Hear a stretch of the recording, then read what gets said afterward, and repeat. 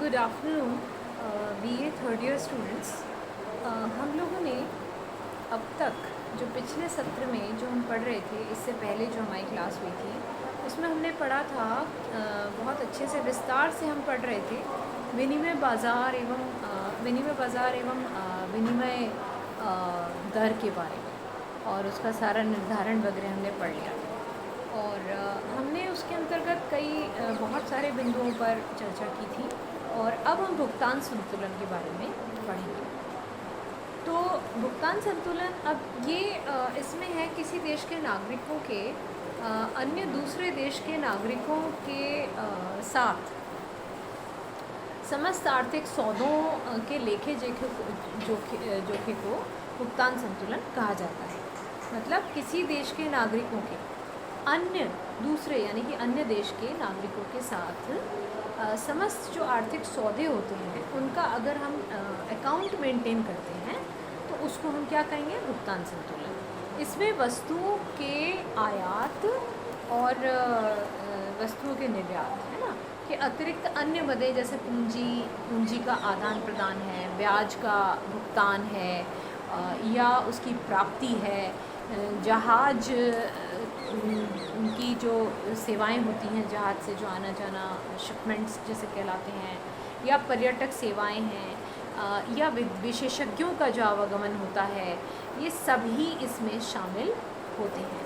तो ये कभी कभी क्वेश्चन पूछ लिया जाता है कि इसमें भुगतान संतुलन में कौन कौन सी मदों का को शामिल किया जाता है। तो आपको ध्यान होना चाहिए कि पूंजी का आदान प्रदान, ब्याज का भुगतान और विशेषज्ञों का आवागमन, ब्याज की प्राप्ति और जहाज और पर्यटक सेवाएं आदि, इनका इसमें शामिल किया जाता है। और किसी भी देश की आर्थिक नीतियों के निर्धारण में इस लेखे जोखे का बड़ा महत्वपूर्ण रोल होता है। तो ये भुगतान संतुलन बहुत मायने रखता है, और भुगतान संतुलन का अर्थ हमने एक बार तो आपको ठीक से एक तरीके से हमने समझाया है, और विभिन्न जो विद्वान हैं उन्होंने भुगतान संतुलन के अलग अलग किस्म से परिभाषाएं दी हैं।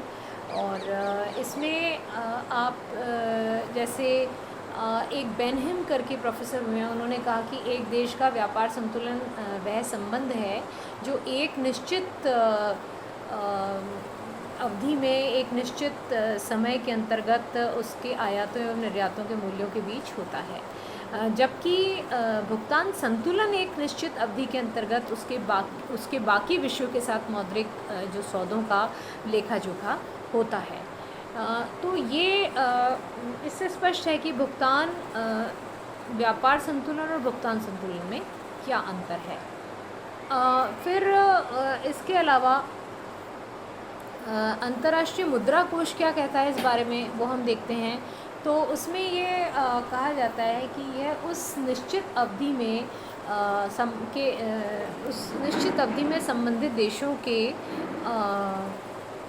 नागरिकों के बीच समस्त आर्थिक लेन देन का क्रमबद्ध विवरण है।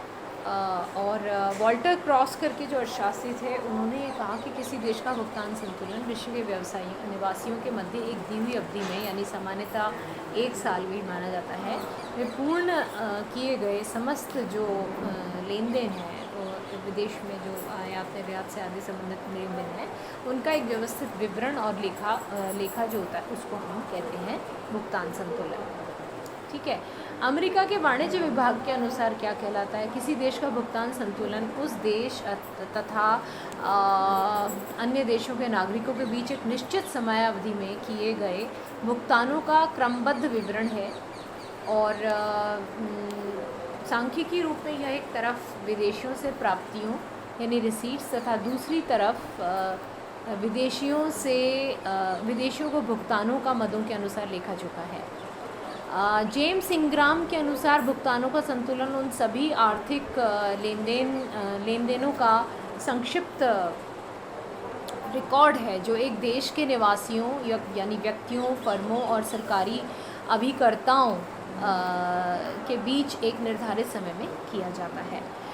डेल्बर्ट ए स्नाइडर के अनुसार भुगतान संतुलन को परिभाषित करते हुए यह कहा जाता है कि यह किसी देश और शेष संसार के निवासियों, व्यापारियों, सरकार तथा अन्य के बीच किसी समय विशेष में किए गए समस्त विनिमय और वस्तुओं के हस्तांतरण एवं सेवा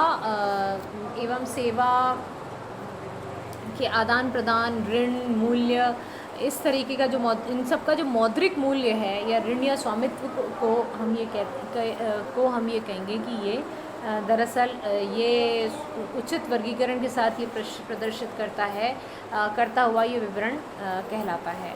तो ये भुगतान संतुलन के हम एक तरीके से अलग अलग अर्थशास्त्रियों के द्वारा दिए गए और इवन IMF के द्वारा दिए गए वर्णन को हम पढ़ रहे हैं, क्या परिभाषा उन्होंने दी है।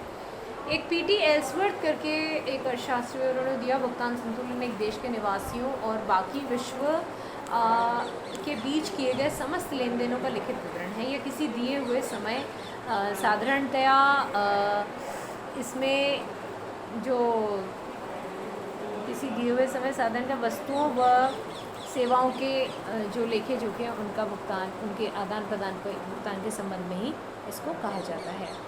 तो लेकिन इसमें ये एक महत्वपूर्ण बात है कि सभी परिभाषाओं के आधार पर ये कहा जा सकता है कि भुगतान संतुलन में आर्थिक सौदे ही सम्मिलित किए जाते हैं जिनके अंतर्गत एक देश को दूसरे देश से जो या तो भुगतान प्राप्त करना होता है अथवा दूसरे देश को भुगतान चुकाने की बात होती है।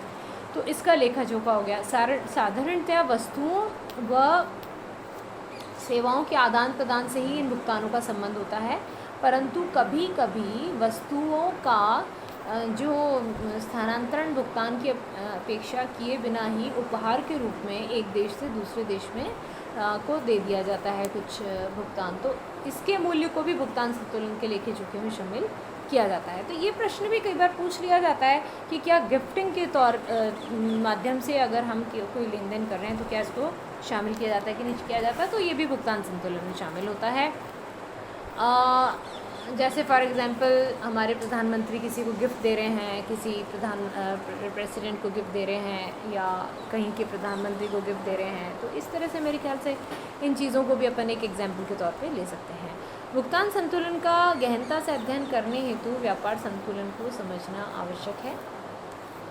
और व्यापार संतुलन का अर्थ में परिभाषाएं भी हम एक बार बता देते हैं आपको। ये इस तरह से है इसका ये कि एक व्यापार संतुलन एक निश्चित अवधि, सामान्यतः एक वर्ष में एक देश के निर्यातों एवं आयातों के मूल्य के अंतर को कहते हैं।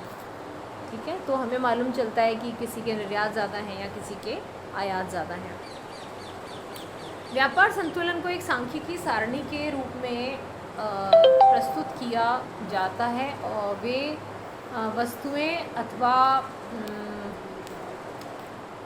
वस्तुएं अथवा जो माल है जिनका बंदरगाहों एवं हवाई अड्डों आदि पर आने जाने का लेखा होता है, उन्हें व्यापार संतुलन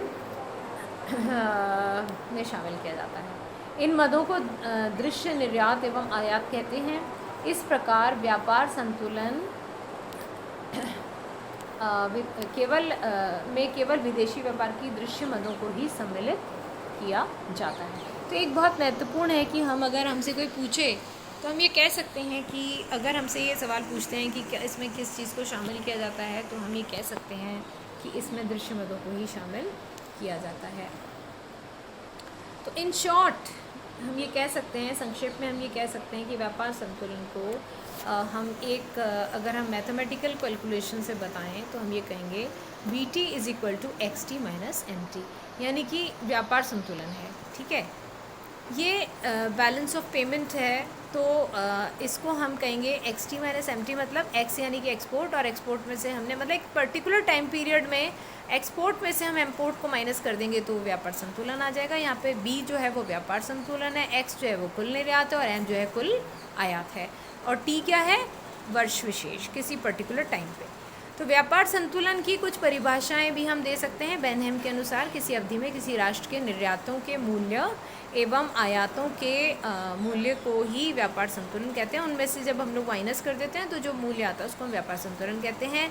यदि प्रथम द्वितीय से अधिक होता है तो हम कहते हैं व्यापार संतुलन अनुकूल है। यदि द्वितीय प्रथम से अधिक होता है तो उस देश का आयात अधिक की कहते हैं, उसको कहेंगे कि हम इम्पोर्ट ज़्यादा हैं। सैमुअल्सन के अनुसार यदि व्यापारिक माल का निर्यात का मूल्य आयात मूल्य से अधिक है तो इसे अनुकूल व्यापार शेष कहते हैं।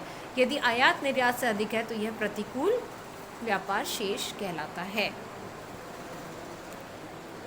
व्यापार संतुलन में एक और डेफिनेशन हम पढ़ सकते हैं। स्केमेल के अनुसार निवासियों द्वारा विदेशियों को बेची गई वस्तुओं के मूल्य तथा निवासियों के बेची गई वस्तुओं के मूल्य तथा उसे देश के निवासियों के द्वारा विदेशियों से खरीदी गई वस्तुओं के मूल्य का अंतर को हम व्यापार संतुलन कहते हैं। ये वही बात हो गई कि एक्सपोर्ट और इंपोर्ट का जो बैलेंस है, that is called balance of payment. So ये परिभाषाओं से बहुत क्लियर हो चुका है कि export minus import is balance of payment. ठीक है, अब हम आगे चलते हैं। व्यापार संतुलन की 3 स्थितियाँ हो सकती हैं। अब वो कौन कौन सी स्थिति हैं? एक तो अनुकूल व्यापार संतुलन, मैंने आपको बताया अगर एक्सपोर्ट इंपोर्ट से ज़्यादा है तो हम कहेंगे फेवरेबल बैलेंस ऑफ पेमेंट है। और प्रतिकूल व्यापार में आपका एक्सपोर्ट कम होंगे, वैल्यू एक्सपोर्ट्स कम होंगी और इंपोर्ट ज़्यादा होंगे, तो नेगेटिव है तो ये प्रतिकूल हो गया। और इक्विलिब्रियम यानी कि साम्य यानी कि दोनों में बराबर हैं, दोनों साम्य की स्थिति है, दोनों बराबर हैं, तो ऐसी भी स्थिति उत्पन्न हो सकती है।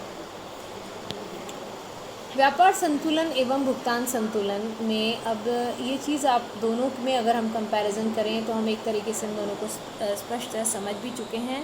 और अक्सर भुगतान संतुलन एवं व्यापार संतुलन को एक ही अर्थ में ले लिया जाता है, जबकि ये दोनों अलग अलग हैं।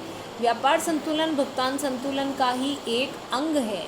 ठीक है, भुगतान संतुलन का एक अंग है व्यापार संतुलन, बट भुगतान संतुलन is a broader term and व्यापार संतुलन is little narrow term, right. और इसके अलावा व्यापार संतुलन एवं भुगतान संतुलन में जो मुख्य अंतर है वो हम ऐसे लिख सकते हैं। नंबर 1 अंतर ये है कि व्यापार संतुलन के अंतर्गत केवल वस्तुओं के आयातों तथा निर्यातों का विस्तृत विवरण रहता है, किंतु भुगतान संतुलन में केवल आयातों तथा निर्यातों का ही नहीं बल्कि जैसे सेवाओं का है ना, ये सेवाएं हैं, स्वर्ण है, पूंजी है, इन सब का भी समावेश किया जाता है। आयात निर्यात 2 प्रकार के होते हैं, दृश्य एवं अदृश्य, इनविजिबल एंड विजिबल। वस्तुओं जो बंदरगाह में रख के रजिस्टर में दर्ज की जाती हैं उनको हम दृश्य कहते हैं, जो कि जिनका जब आयात निर्यात होता है उन वस्तुओं को हम दृश्य वाले कहते हैं ना, जो कि रजिस्टर में ऑलरेडी एंटर्ड हैं। और कुछ ऐसी भी वस्तुओं का आयात निर्यात होता है जिनको कि रजिस्टर में एंटर नहीं किया जाता है, जैसे फॉर एग्ज़ाम्पल जहाज रानी है, बैंकिंग एवं बीमा सेवाएं हैं, पूंजी है, जो बंदरगाह में रजिस्टर में दर्ज नहीं की जाती हैं लेकिन आयात निर्यात, तो इनको कहते हैं आयात निर्यात की दृष्टि से अदृश्य आयात निर्यात है और इसको भी इसमें शामिल किया जाता है।